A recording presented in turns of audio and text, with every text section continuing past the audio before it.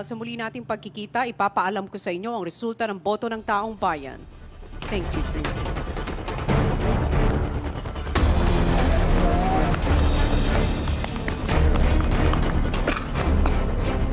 At sa puntong ito ay alamin natin kung paano nga ba nalagay sa alanganin sina Cora, Elise, Kisses at Yong. Sino-sino nga ba para sa mga housemates ang nanguna sa contribution kung bakit nagkaroon ng Lucky 7? Ang resulta ng ating positive nomination, narito panoorin yung lahat. Kuya, yung isang tao po, kuya, na masasabi ko na pinaka nakatulong sa mga Dream Team challenges namin, kuya, is si Ate Maymay.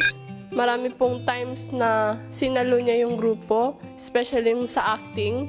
Si Kuya Tanner, nagpakita talaga siya ng lakas sa pag-isip, ng strategy, or physically. Hindi po siya nagpapakita ng pagod. Para sa akin yung unang housemate, siguro si Edward. Determined niya, kuya. Kapag kasi pog ako, parang nawawala sa focus, siya po yung parating andyan na, siya may, isipin mo, ganito, ganyan. Kuya Tanner.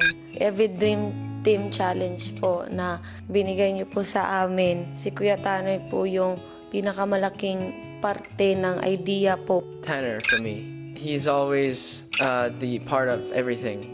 In the live drama, he still had a lot of challenges like the language. He had scenes given to him on the day, so he didn't have a lot of time to prepare.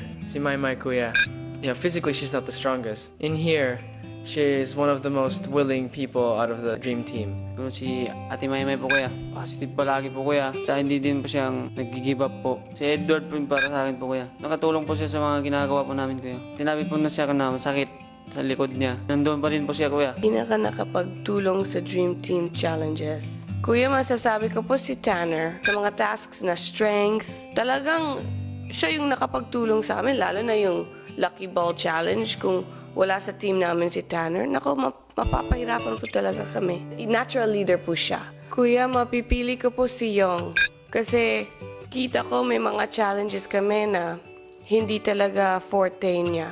Pero tuloy-tuloy pa si Yong. Kahit ano man ipagawa mo sa kanya, good vibe siya at gagawin talaga niya. Cora is one of the people that definitely put a lot of effort into the Dream Team challenges. She really pushed not just herself, but she pushed everyone else to do their part, play their part. She had a lot of input in all of the tasks. I probably have to say Nico was always working at it, pretty focused on the task. Ang una po naming housemate na nakatulong, si Maymay po, sa nagdaang live drama. Pursigido siya, kuya, at nakikita namin yung kasipagan po niya. Ibinigay niya ang best niya, kuya.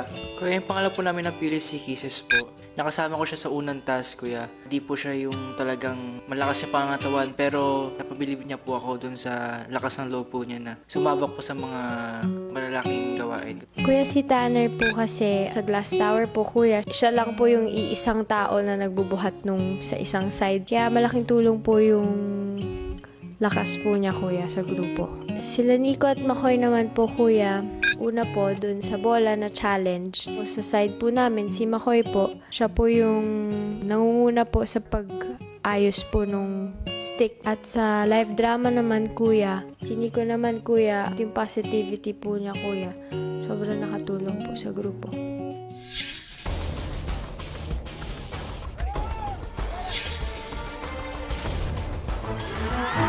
Pagkatapos ng nominasyon, sino kina Cora? It's never too late to improve yourself. Ang karapat-dapat na manatili sa bahay ni Kuya. Text BB Space, name of housemate, and send to 2366. Meron lamang kayong 7 minutes left to vote sa 6. Okay, tanongin po natin ang ating mga kapamilya dito. Nasaan ba ang girl squad ni Cora? Nandito sa gilid, oh. Pinoy Big Brother Lucky Season 7 at ay kasama natin ang mahal sa buhay ng ating mga pambato. Okay, we've got Daddy Scott ni Cora. Alam mo talaga sa puntong ito, lagi natin sinasabi, deserving na ang lahat ng mga housemates. Pero dahil nga Lucky 7 lang ang aabot, may isa talaga na hindi na aabot sa Big Night. Kaya naman sa puntong ito, we would like to ask our loved ones, ano yung ginawa ng inyong loved one, ng inyong kamag-anak ninyo, pinakamamahal na pinaka-proud kayo inside the Big Brother house? Daddy Scott, proudest moment. I have many proud moments of Corleen in the house, but I'd have to say just making it into the dream team and overcoming all odds that she had to do to get in there. I'm very proud of her accomplishments. She's the fighter and she never gives up. Thank you so much, Daddy Scott.